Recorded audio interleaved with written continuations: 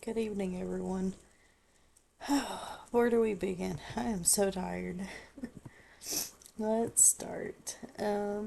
So our questions or discussions is about discuss information presented on suicide from the Cox et al. Additionally, review the NAP treatment planner, suicidal ideation attempt, and discuss how you would plan for dealing with suicidal ideations and suicide attempts. Um, Let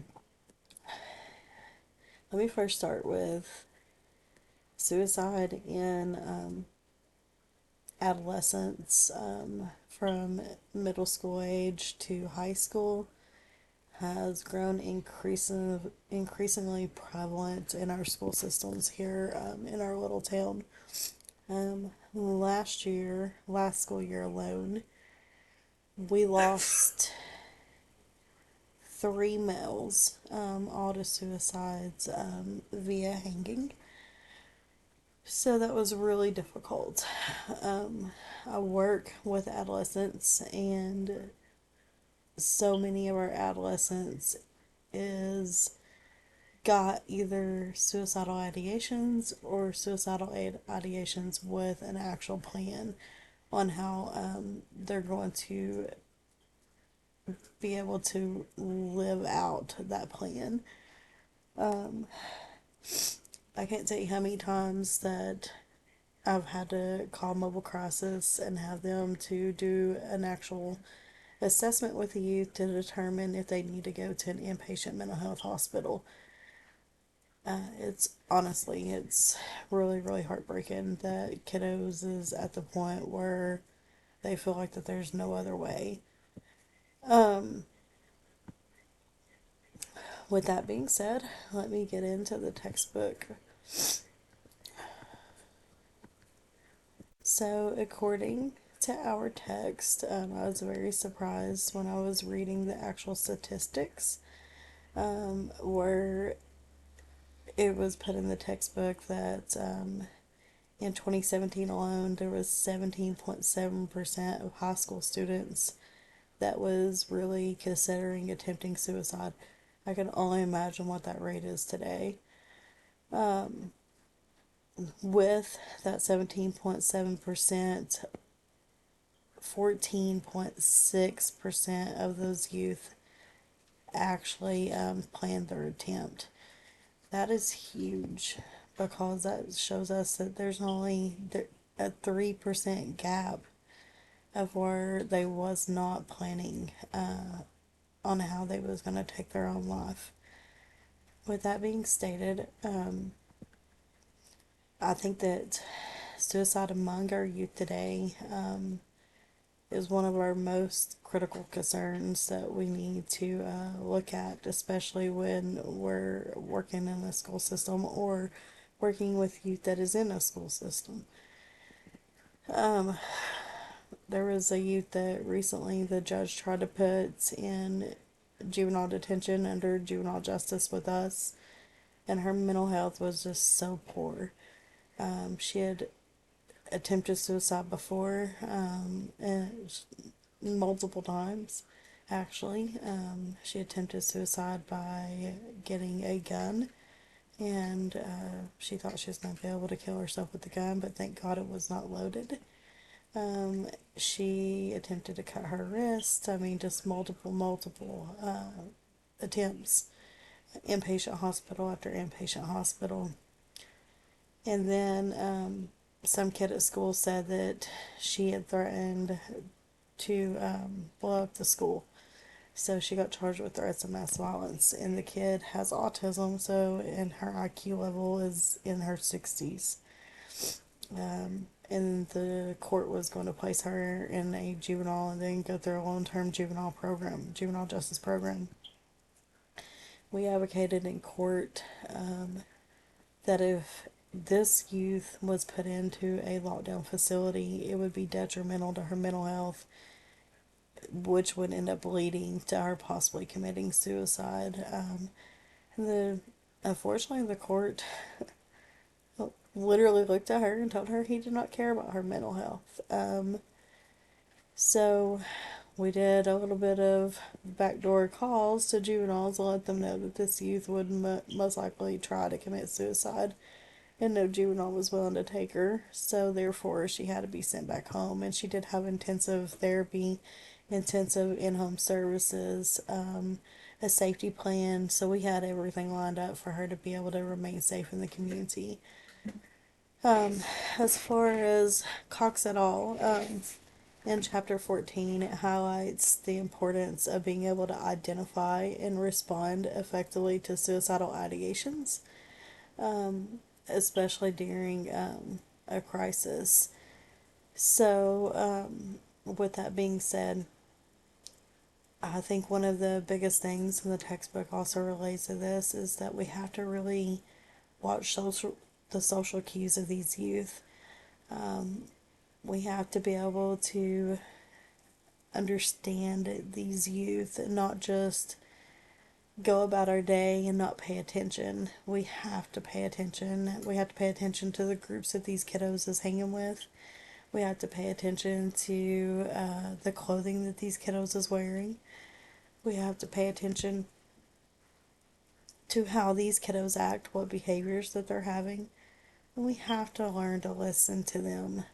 When we are able to actively listen, it helps build the rapport, which also, once you build that rapport, the more they're going to trust you and the more they're going to let some things slip, whether they mean to or not. I think that whenever we're able to really pay attention to these kiddos and they realize that we're here for them, we're here to advocate for them, we're not here to judge them, that is when we're going to make a big difference and when we're going to start seeing some type of stabilization with these youth, whether it be that they need more in-depth services or whatever it may be. That's where we're going to start seeing the difference, where we're able to really truly help them and where they're going to be more likely to engage in their own planning for their mental health to be taken care of. As far as Nap et al., um, I think when reading that and considering treatment for planning for the suicidal ideations and suicide attempts, we have to be really grounded. I think that to effectively be able to treatment plan, we have to make these youth know and feel that they're safe. We have to be able to conduct our assessments to determine if they are in fact suicidal and if they do have a plan. We have to evaluate what type of ideation that they're having.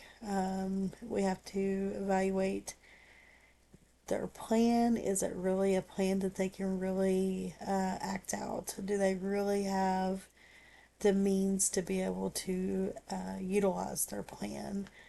We have to look at if they've ever had any previous attempts, if they have any type of self harming behaviors.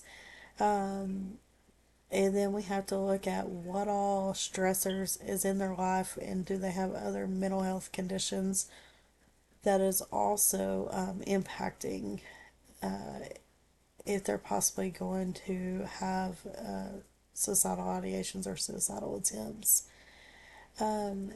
Once we do all that and we do if a safety plan is needed, we have to make sure that we're continually conducting ongoing assessments, treatment planning with them, and collaborating with them and their parents or guardians or family to ensure that they're going to follow whatever safety plan is implemented. I know we work with youth villages a lot, and youth villages will usually come into the home and make sure that all sharps is locked up. That includes kitchen knives and everything like that. And some of our families get really upset when that happens. As well as medications have to be in a lockbox. Some of our families get really upset for that as well. Um, but we want to ensure that the family, whoever the children live with, the guardian, that they understand what warning signs they're looking at, what coping skills that they can help with. If there's anyone that these kiddos feel safe around or has as a mentor type situation that will support them, and looking at if there's any stressors or triggers that we can hopefully help remove. Um, I think Knapp also was highlighting that the importance for youth to be in some type of therapeutic involvement was imperative. Um, with that being stated, by utilizing cognitive behavior therapies, um, I think that is one of the best ways to be able to address suicidal ideations.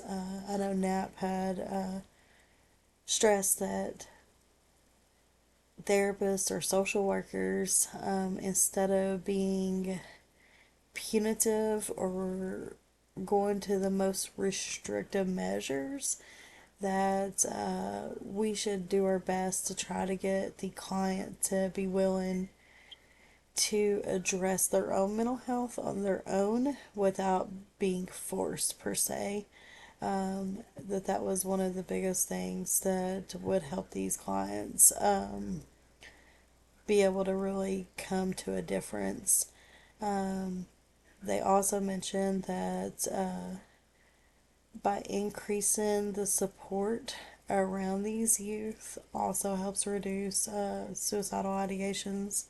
And then being able to really build up the foundation for the families to know what they are to look at, to know what they should not do or what they should do, helps reduce the likelihood of future suicide attempts.